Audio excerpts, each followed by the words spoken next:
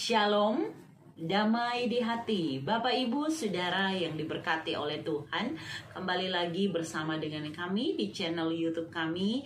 Kami sangat bersyukur dapat berjumpa dengan Bapak, Ibu, Saudara dalam kesempatan kali ini. Kita akan membahas Renungan MTPJ edisi tanggal 19 Februari ya, sampai tanggal 25 Februari 2023. Dan bacaan di sepanjang minggu berjalan ini dari kitab Pengkhotbah 11 ayat 1 sampai yang ke-8 dengan tema Kemurahan hati mendatangkan kesejahteraan bersama. Oke, ya saya ditemani oleh Pak Suami, ada Eki yang juga akan membantu dalam pertanyaan-pertanyaan dalam diskusi bersama di saat ini. Karena itu sebelumnya mari kita berdoa. Bapa, di dalam nama Tuhan Yesus, Engkau sumber hikmat dan pengetahuan. Kami bersyukur punya Allah seperti Engkau.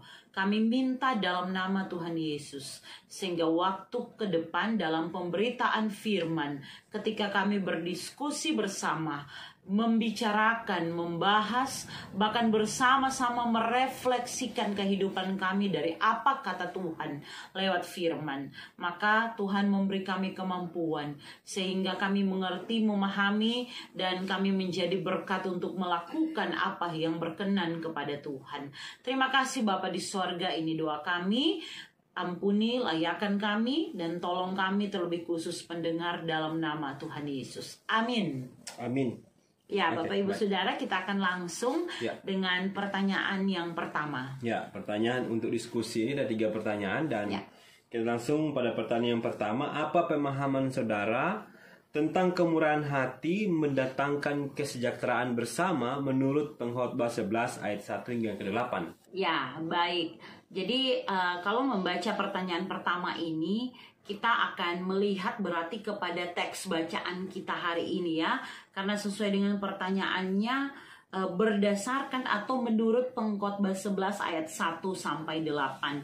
Sedikit kita lihat dulu bahwa kalau bicara kitab Pengkhotbah atau kitab yang dari bahasa Ibrani-nya Kohelet ini, kita sedang membaca bahwa ada ungkapan-ungkapan berhikmat yang mau disampaikan oleh preacher atau pengkhotbah, di mana di sini kita dapat menemukan kata-kata kunci dari apa itu hikmat. Bahwa hidup di dalam Tuhan itu membuat manusia memperoleh hikmat, mendatangkan upah dari mengikut Tuhan. Sedangkan hidup di luar Tuhan selalu dikaitkan dalam pengkhotbah ya sia-sia, usaha menjaring angin, apapun yang dilakukan di luar daripada Tuhan. Sehingga sebagai seorang pengkhotbah, penulis menggambarkan bahwa kehidupan itu pilihannya cuma 2.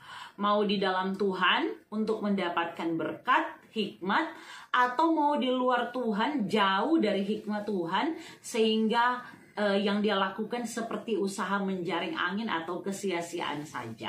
Maka mari kita melihat hari ini ya, di tengah kehidupan manusia yang serba sia-sia tanpa Tuhan, ini mau mengingatkan tentang praktik hidup yang mau peduli dengan orang lain. Kalau kita baca di ayat 1 contohnya, lemparkanlah rotimu ke air, maka engkau akan mendapatkannya kembali lama setelah itu.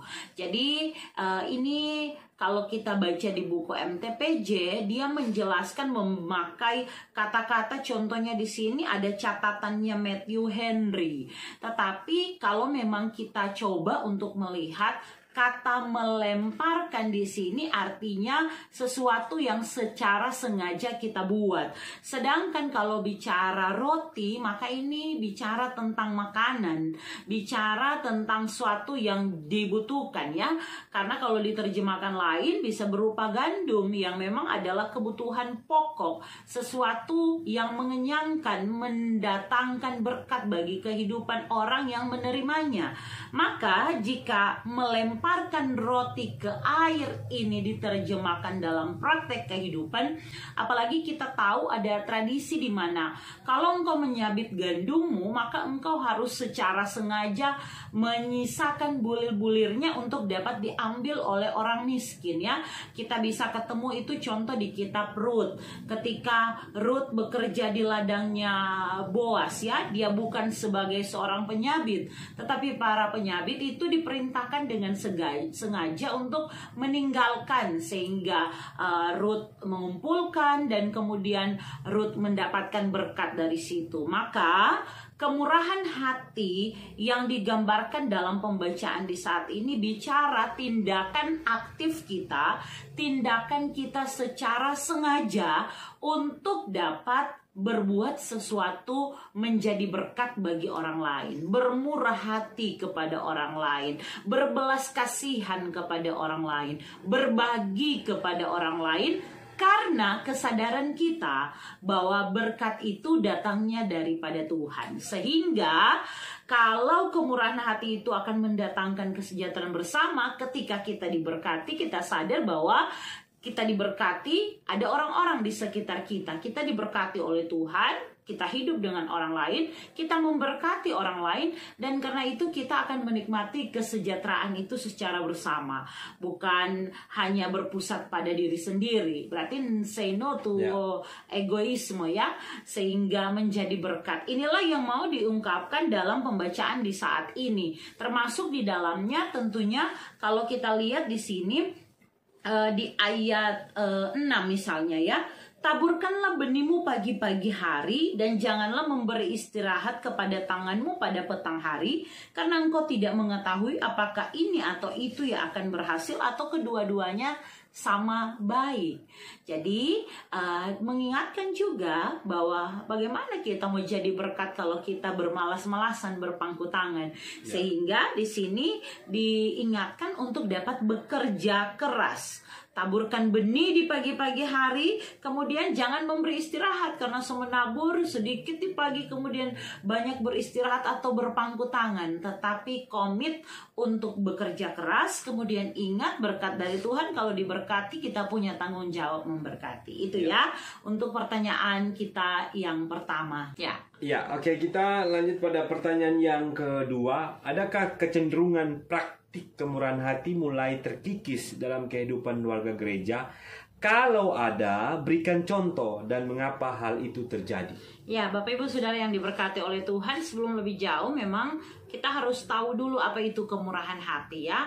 Kemurahan hati kalau kita buka di Kamus Besar Bahasa Indonesia, itu bicara tentang kebaikan hati, bicara tentang sifat kasih dan sifat sayang, bicara tentang orang yang dermawan ya. Sehingga orang yang bermurah hati adalah orang yang punya kebaikan, punya kasih dan sayang dan tahu berbagi, makanya dia disebut dermawan.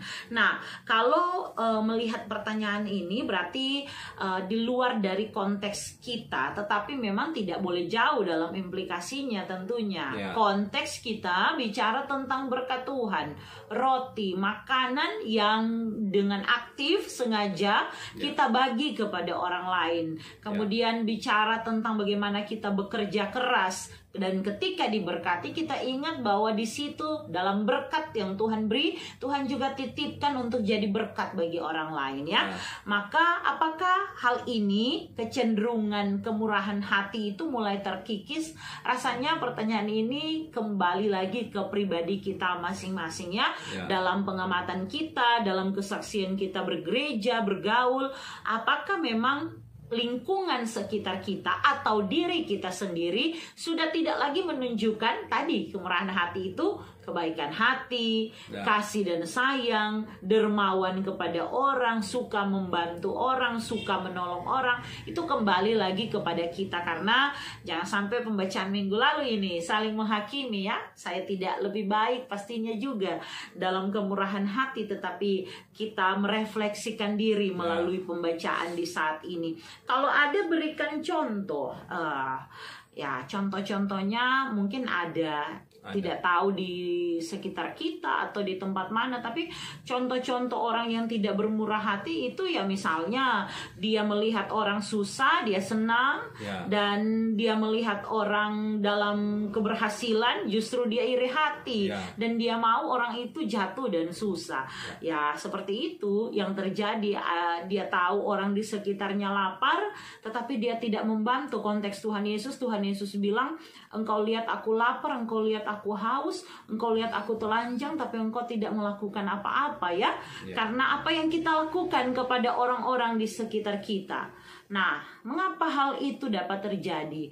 Ada banyak hal. Salah satunya memang karena kita manusia berdosa yang seringkali lihat diri itu yang paling penting, egoisnya tinggi ya.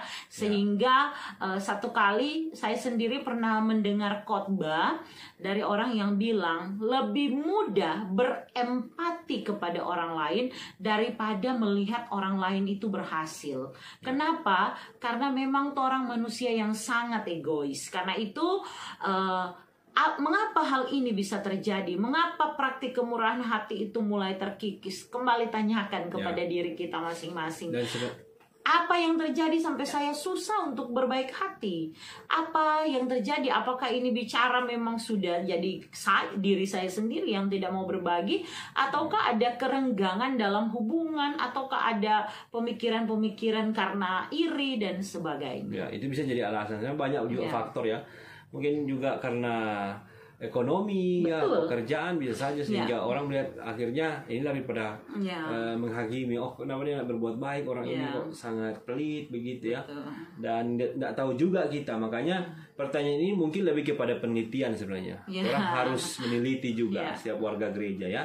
Ya, karena kalau tidak nanti jatuh-jatuhnya menghakimi juga. Oh, dia sana nggak suka memberi, pelit sekali dia. Padahal orang nggak tahu juga kesusahan mereka, pergumulan mereka. Kemudian orang juga mungkin nggak tahu dia murah hati, tapi dia tidak suka post itu, atau dia bermurah hati dalam banyak hal, tapi dia tidak suka dibacakan di rumah gereja dan sebagainya. Ya, who knows? Mungkin pertanyaan ini mesti ukurannya adalah angket ya, apakah dia penelitiannya jangan sampai justru kita menghakimi dengan mencoba menjawab di sekitar kalau kita. Dengan penelitian kuantitatif atau kualitatif ya, atau mixed methods, kita bisa ukur ya sudah terkikis enggak? Ya betul. Dan ini berhubungan dengan pertanyaan ketiga sebenarnya. Kita lanjut pada pertanyaan ketiga, bagaimana gereja ya. Jadi bagaimana itu gereja dapat menanamkan dan menumbuhkan semangat optimis dan berbuat baik serta bermurah hati kepada warga gereja supaya berbuah bagi kemuliaan Tuhan Allah. Ya, berbuah bagi kemuliaan nama Tuhan Allah itu pasti selaras dengan tema bulanan kita ya, gereja sehat yang berakar bertumbuh berbuah itu tema bulanan ini. Namun kalau kita lihat pertanyaan yang ketiga ini, maka kita akan menemukan bahwa sebenarnya di gereja kita, khususnya di gereja Masih Injili di Minahasa, kita punya 3 tugas panggilan gereja ya: bersaksi, bersekutu, melayani atau diakonia. Dan itu sudah ditanamkan sejak kecil. Saya juga sudah tahu bagaimana kemudian ada pundi ekstra, pundi diakonia, sekarang namanya yang berubah pundi partisipasi, tapi ujung-ujungnya sama, untuk mengatur di dalam itu yang manfaatnya atau tujuannya apa. Contohnya di Minggu Sungsara ada puasa diagonal. Untuk apa? Untuk memberkati orang-orang di sekitar kita di dalam jemaat, sehingga hal-hal seperti ini tetap perlu dipupuk ya, tetap ada di dalam gereja. Kemudian dengan hati yang tulus dilakukan, dengan tujuan yang jelas dilakukan, bahkan disalurkan dengan tujuan yang benar di dalam takut akan Tuhan. Sehingga bagaimana gereja menanamkan dan menumbuhkan itu adalah bagaimana sidang majelis jemaat, gereja, hamba-hamba Tuhan di satu gereja kemudian mengambil langkah-langkah seperti apa pengelolaan diakonia yang sudah dikembangkan di dalam gereja. Kemudian semangat berbuat baik dan bermurah hati. Gereja jadi contoh dulu. Sehingga ketika gereja menjadi contoh, orang yang berkhotbah menjadi contoh, maka itu pasti akan diikuti oleh generasi kita, orang-orang seterusnya, untuk melakukannya sekali lagi bagi kemuliaan nama Tuhan. Dan kemudian harus pahami bahwa kesadaran pertobatan itu diwujudkan, dinyatakan dengan satu tindakan nyata oleh Yesus sendiri ya. Dia datang, dia Allah, dia datang ke dunia sebagai manusia dan dia menyelamatkan orang dari keberdosaan. Dan itu bukan teori ya. Betul. Tapi kesaksian Alkitab membuktikan dengan fakta bahwa Yesus datang dan kita bisa ditebus setiap dosa-dosa kita. Dan respon dari karya salib itu satunya ketaatan ya, bermurah hati buat kebaikan ya. Jadi kesadaran pertobatan juga harus dipahami ya, sehingga orang berbuat baik. Makanya Alkitab bilang kan, hendaklah perbuatan baikmu harus diketahui banyak orang. Demikianlah hendaknya terangmu bercahaya Yesus dan orang sendiri lihat kemudian memuliakan Tuhan. Yesus sendiri juga sudah mulai kan, dia memberi makan 5.000 orang ya pada waktu itu. Dia melihat karena dia kasih, lihat kesusahan mereka dan timbul kasihnya. Yesus, dan itu makanya kemurahan hati ya, keteladanan adalah Yesus sendiri, patronnya adalah Yesus ya. Dan kalau kita baca memang dari 8 ucapan bahagia yang Yesus katakan juga dia mengingatkan itu ya. Matius 5 ayat 7, berbahagialah orang yang murah hatinya karena mereka akan beroleh kemurahan. Sekarang kalau kita sudah diberkati, kita menerima kemurahan yang daripada Tuhan, berarti tuntutannya kepada kita adalah bermurah hati juga kepada orang-orang di sekitar kita. Tapi dari gereja dulu ya, keluarga, gereja, jemaat, kemudian masyarakat, orang luar ya. Jadi dari dalam dulu ya. Betul. Jangan sampai orang lebih suka karena yang diekspos adalah kegiatan keluar. Kita keluar dalam gereja sendiri ada yang kesusahan. Ada bahkan yang di luar sana yang sakit, yang tidak tahu siapa, orang kasih budi ekstra, yang di dalam yang sakit nggak dapat. Nah itu jadi dalam gereja itu dulu. Dia. Jadi persoalan-persoalan itu ada sebenarnya ya. Apalagi hanya karena masalah iri hati. Jangan sampai dong lebih baik dari kita, dari torang. Ya, torang sepenanggungan lah. Jangan hanya karena ada kolom 1, 2, 3 perbedaan kolom membuat orang terkotak-kotak. Pergumulan kolom 2 biar akang berdorang. Tapi kita mau sehati untuk itu. Ya, rasanya cukup Bapak Ibu Saudara, dan mengakhirinya saya di YouTube renungan MTPJ betul. Kita akan segera posting ya. Dan karena itu mari kita berdoa. Bapa, di dalam nama Tuhan Yesus, terima kasih untuk kebaikan-Mu. Engkau sumber hikmat dan pengetahuan. Engkau Allah yang terus menunjukkan kasih dan sayang-Mu kepada kami. Terima kasih Tuhan. Jadikan kami berkat untuk juga menjadi berkat bagi banyak orang. Kami terbatas, tetapi karena kemurahan-Mu kami pun dapat dimampukan untuk bermurah hati kepada orang-orang di sekitar kami. Tolong kami dalam nama Tuhan Yesus. Terima kasih Bapa. Diberkati setiap pendengar untuk menjadi berkat kemanapun pergi dan melangkah. Dalam nama Tuhan Yesus kami berdoa. Amin. Akhirnya Bapak Ibu Saudara, sampai jumpa. Tuhan Yesus memberkati.